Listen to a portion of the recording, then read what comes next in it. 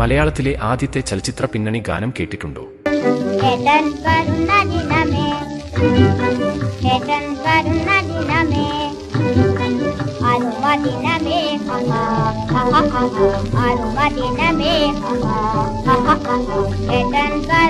മലയാള cinema പിന്നണി ഗാനചരിത്രത്തിലെ ആദ്യ ഗാനം എന്ന പദവി മഹാകവി ജി ശങ്കരക്കുറുപ്പ് എഴുതി E.A. വാര്യർ സംഗീതം നൽകിയ 1948 പുറത്തിറങ്ങിയ നിർമ്മലയിലെ ഏട്ടൻ വരുന്ന ദിനമേ എന്ന ഗാനത്തിനാണ്.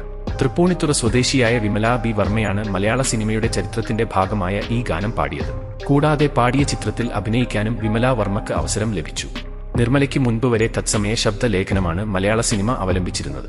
അതിനാൽ പാടുവാൻ കൂടി കഴിവുള്ള അഭിനേതാക്കൾക്കേ അവസരം ലഭിച്ചിരുന്നുള്ളൂ. ഗാനരംഗങ്ങൾ അഭിനയിക്കുമ്പോൾ തന്നെ അഭിനേതാക്കൾ പാടുകയും ഉപകരണ സംഗീതകാരന്മാർ ഫ്രെയിമിൽ പെടാതെ നിന്ന് ഉപകരണങ്ങൾ വായിക്കുകയും അത് റെക്കോർഡ് ചെയ്യുകയുമായിരുന്നു പതിവ്. ഇതുപോലുള്ള വീഡിയോകൾക്കായി തെക്കിനി എന്ന ചാനൽ സബ്സ്ക്രൈബ് ചെയ്യുക.